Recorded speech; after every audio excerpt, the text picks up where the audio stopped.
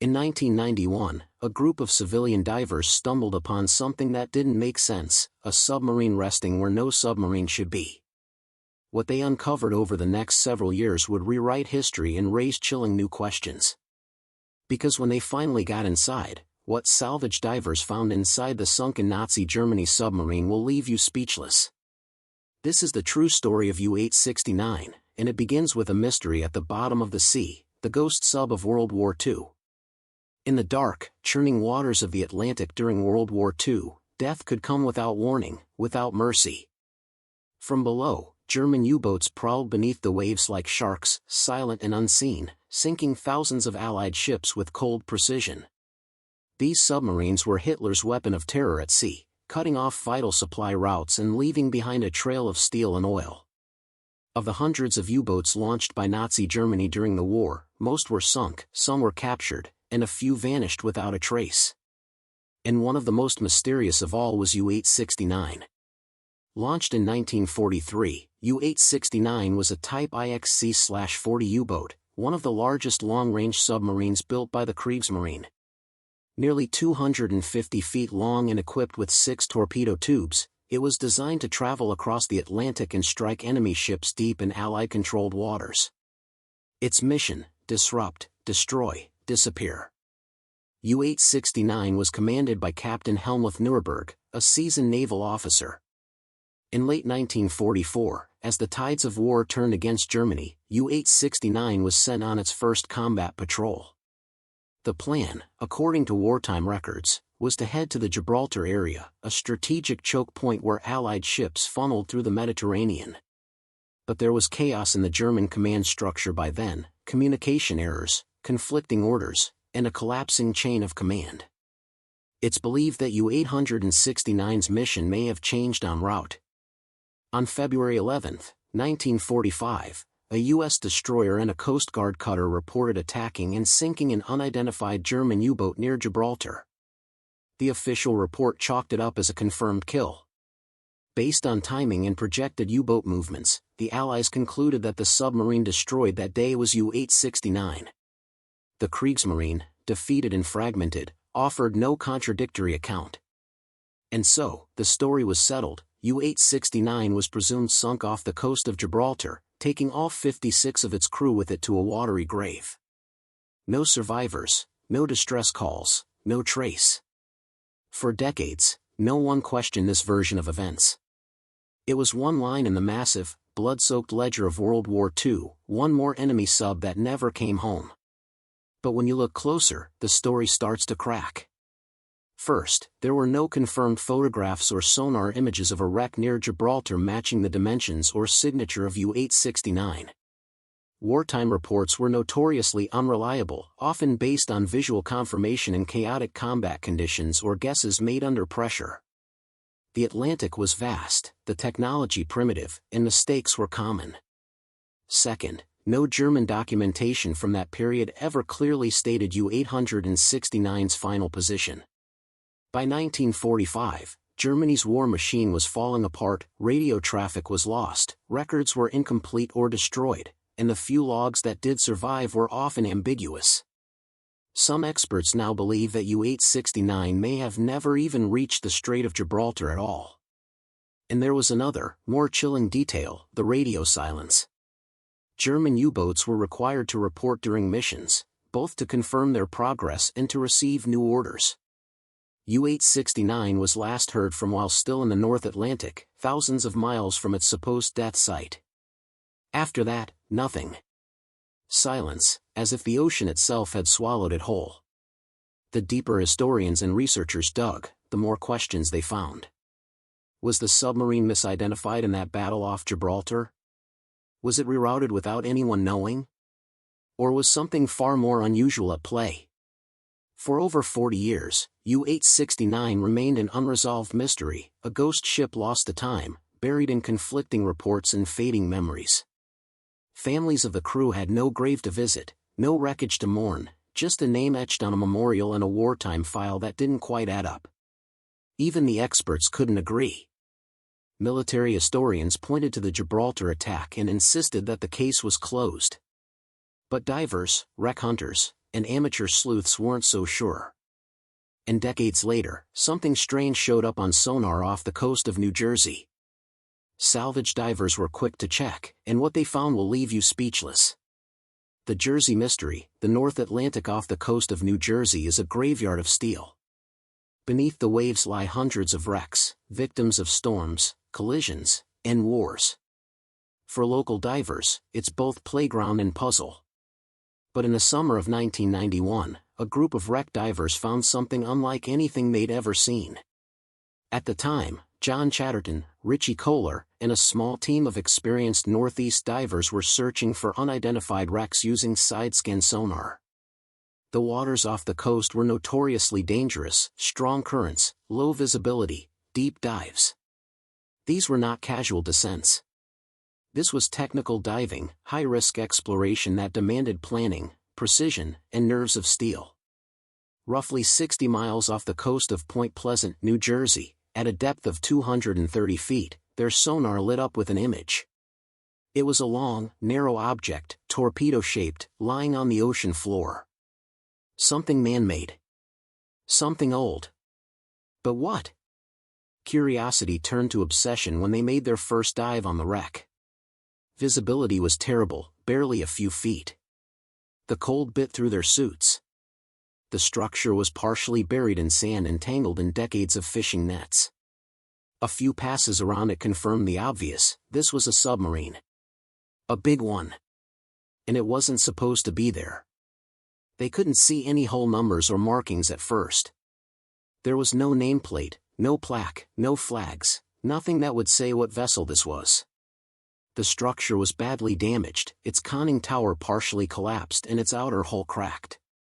It was rusting slowly into oblivion. Was it American? Russian? German? No one knew. And that's when the divers gave it a nickname: Yohu. Yohu was a riddle that challenged logic. No known World War II-era submarine had been recorded as lost anywhere near this location. And yet here it was, resting silently beneath the waves for nearly half a century.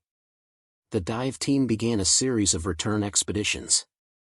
These were not quick dives. They required trimix gas blends, careful decompression stops, and meticulous planning. The risks were extreme. Divers could suffer from nitrogen narcosis, oxygen toxicity, or, worst of all, the bends. But every dive brought back new clues. Inside the wreck, they found German gauges labeled in metric units, pipes, valves, and instrumentation. It was clearly a German U-boat. But which one? They retrieved small items, plates, bowls, bits of equipment, some marked with the Kriegsmarine Eagle. But nothing definitive. The turning point came when they discovered a butter knife, tarnished but intact, engraved with the name Hornberg. Not a model number, a man's name. This changed everything. Using naval records and crew lists, the divers traced the name to a real person, crewman George Hornberg, listed as having served on U-869. The divers kept digging, both underwater and in the archives. On a later dive, they recovered valve manifolds and diesel engine parts with serial numbers. They traced these numbers to shipyard records from Deskamag AG Weser, the German company that built U-869. The pieces matched. They had done it. Against all odds, these civilian divers had identified the mystery wreck. In 1997, 6 years after the first dive, the United States Navy officially acknowledged that the submarine wreck off New Jersey was indeed U-869. The implications were massive. U-869 had not been sunk near Gibraltar as U.S. military records had claimed since 1945. It had died off the American East Coast, a full 3,000 miles away from where history had placed it. The divers had proven what no wartime record ever did. They had physically located and identified the wreck. They had found the truth. And then there was the eerie realization: no one had been looking for U-869 here. If not for a handful of obsessed divers, it would still be rusting in anonymity, never telling its story. The U.S. Navy and historians took notice. Wreck divers around the world held it up as one of the greatest underwater identifications ever made, without institutional support, no military, no government, just a crew of recreational divers, determination, and hundreds of dangerous hours on the ocean floor. But the mystery wasn't entirely solved. The big question still loomed: how did U-869 end up here? Its mission orders said Gibraltar. Wartime reports placed it in Europe. So how did it end up on the wrong side of the Atlantic? Was it rerouted? Did it receive new secret orders? Or was there a failure in communication that caused it to go rogue? No records survived to answer that question. The Kriegsmarine logs were incomplete. And the men aboard U-869, every single one of them, had died with the submarine. A grave had been found. History seemed corrected. But the real mystery of U-869 was just beginning. Death by friendly fire, or something worse?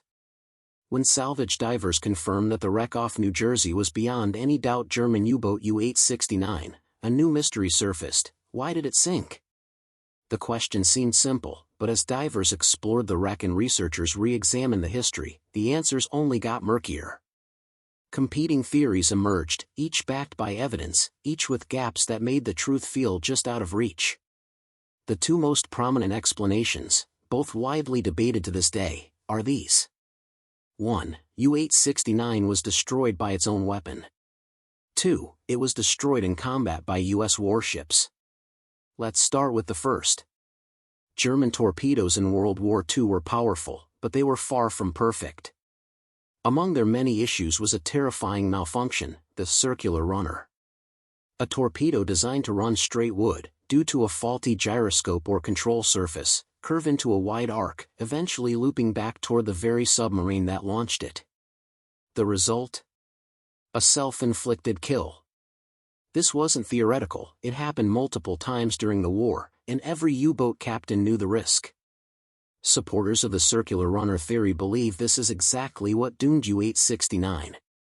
They argue that after firing a torpedo, likely during combat or a test run, the weapon veered off course and circled back. Before the crew could react, it slammed into the side of their own sub. There's circumstantial evidence to back this up. First, there were no signs that U-869 ever engaged an enemy ship, no reports of torpedo strikes, no surviving records of an attempted attack. Second, the wreck shows significant internal blast damage consistent with a torpedo detonation close to or against the hull, but not a direct strike from outside. So, U-869 might have sunk itself. But the theory isn't airtight. Another says that U-869 was located and destroyed by two U.S. Navy ships, the USS Howard D. Crow and USS Coiner. According to this version, on February 11, 1945, the two vessels detected a submarine in the area, possibly through sonar or hydrophones. They launched a coordinated depth charge attack. After the war, this engagement was credited as the successful sinking of an unidentified U-boat, later believed to be U-869. The U.S. Navy's official records long listed this as the submarine's final fate.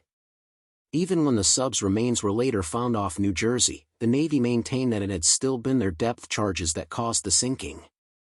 At first glance, this explanation seems straightforward, but it raises several difficult questions. First, the timing: U-869 had not been expected near the East Coast. Its mission orders were for Gibraltar. If the Navy ships had attacked a sub in that area, why didn't anyone connect it to U-869 sooner? Second, the wreck location itself, the site of the U-869 wreck, does not precisely match the coordinates reported by the USS Howard D. Crow and USS Coiner. It's close, but not exact. Close enough to raise eyebrows, but far enough to cast doubt. Third, sonar scans and damage assessments. Divers who explored the wreck found that several torpedo tubes were still sealed. If U-869 had engaged in combat, why hadn't it fired all, or any, of its weapons?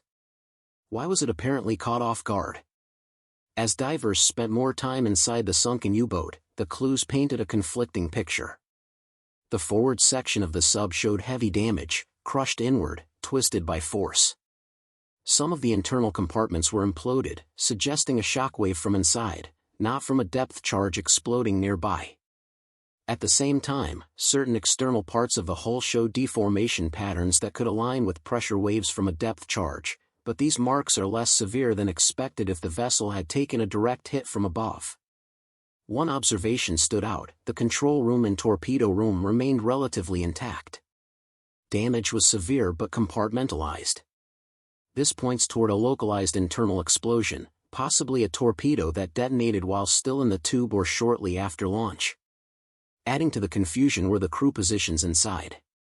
Skeletal remains, scattered over time, suggested that no one made it to escape hatches. There was no attempt to surface, no signs of an emergency ascent. It happened fast, violently, without warning. Whatever hit U-869, whether from within or without, left the crew with zero time to respond. Adding to the mystery is the fact that military records from the time are inconsistent. U-869 was long thought to be nowhere near the U.S. coast, and the submarine allegedly sunk by American destroyers was never definitively identified. This leaves room for misidentification on both sides. Maybe the USS Howard D. Crow and USS Coiner did sink a U-boat, but not U-869. Maybe U-869 was already gone by then, killed by a faulty torpedo days earlier. Or maybe, just maybe, both theories are wrong. You see, there's also the possibility that U-869 was sent on a classified mission with en-route orders never logged officially. That would explain its unexpected location and radio silence. It might also explain the secrecy that surrounded its discovery even years after the wreck was found. As evidence mounted, the answer became less and less definitive. Both theories fit, and both had cracks. U-869's death was still a cold case. One detail that haunted the divers was that the torpedo tubes were still sealed. If the sub had engaged in combat, why hadn't it fired? If it was sunk by a circle runner, where's the launch record? And if it was ambushed, how could it have been caught with its weapons and used? The idea that U-869 was destroyed before ever launching a single shot makes the whole story even more tragic. It traveled thousands of miles under stealth only to die in silence, unable to even return fire. It also adds weight to a final unsettling thought: what was it doing off the U.S. coast in the first place? That question, the one no one could answer, would finally get a clue in the least expected way. Because just when they thought the mystery couldn't go any deeper, they opened a sealed compartment. The hidden chambers. For years, divers had explored the wreck of U-869 with the same set of risks and limitations: depth, current, visibility, everything down there worked against them. But in late 2024, with newer equipment and more precise dive planning, a section of the submarine long deemed inaccessible was finally reached. Trust us, what salvage divers found inside the sunken Nazi Germany submarine will leave you speechless. It was a sealed compartment, collapsed in places, corroded nearly shut by pressure and time. According to members of the dive team who spoke under anonymity, this area had likely been undisturbed since the day U-869 hit the ocean floor in 1945. Inside, they discovered what one diver called a perfectly preserved time capsule. The compartment held personal lockers, locked storage crates, and foot lockers still intact, some even with rubber seals barely holding. Among the recovered items were the standard remnants of life aboard a Nazi submarine: ration tins, log books, and clothing. But then they found something far more unusual: items that immediately drew attention from historians and intelligence officials alike. Sources familiar with the investigation described the discovery of a ceremonial dagger belonging to an egregent officer. Its blade is said to be etched with a motto used by elite naval units. Next to it, folded in a watertight crate, was a Kriegsmarine dress uniform still bearing the Iron Eagle insignia and a red armband with a swastika, preserved better than anyone thought possible. But what came next stunned even the most hardened researchers. Buried beneath layers of sealed documents wrapped in oilcloth was a box of Nazi memorabilia, including a pristine swastika flag folded with military precision. Alongside it were propaganda leaflets in English aimed at stirring discontent among the American public in what appeared to be a partially encrypted code book bearing markings from the ABV, Nazi Germany's military intelligence service. The find was so unexpected and so politically sensitive that it was never made public. The reason for the secrecy? The possibility that U-869 wasn't just patrolling the Atlantic, it may have been sent to deploy operatives or materials on U.S. soil. The theory remains unconfirmed, but the implications are chilling. A covert landing by a Nazi sub near the American coast, even at the tail end of the war, would rewrite what we thought we knew about German operations in the Western Hemisphere. But there is one more thing: survivor's guilt. Of the 56 men assigned to U-869, all were believed to have died when the submarine sank sometime in early 1945. But there was one name missing from the final casualty list, a man who had been scheduled to be on board but wasn't. His name was Herbert Gaszowski. Herbert was originally assigned as a crew member aboard U-869 during its preparation for deployment, but due to an illness he contracted prior to the submarine's departure, he was removed from the mission. Another sailor took his place. U-869 left port without him. At the time, this change seemed minor, a standard personnel adjustment, but that single shift in assignment would go on to define the rest of his life. For decades, Gaszowski lived under the same assumption as military historians and the families of the fallen, that U-869 had been lost near Gibraltar, most likely destroyed by Allied depth charges. That was the official record, accepted by the German Navy and the post-war historical community. Then, in the 1990s, a group of American wreck divers searching the waters off Point Pleasant, New Jersey, discovered the remains of a sunken submarine. As part of their research, the divers began contacting surviving relatives of the original crew. Their efforts led them to Herbert, living in Germany, decades removed from the war but still carrying the memory of those he had trained alongside. According to diver and researcher Richie Kohler, Herbert was initially skeptical when told that U-869 had been found not off Spain but off the eastern coast of the United States. The news directly contradicted what he had been told and what he believed for over 50 years. But the evidence was undeniable. The divers presented photos of items recovered from the wreck, including personal belongings, technical components, and even a knife engraved with the name of George Hornberg, one of the crew members Herbert had known. Richie and fellow diver John Chatterton, who later co-authored the book Shadow Divers with Robert Kurson, recalled their conversations with Herbert.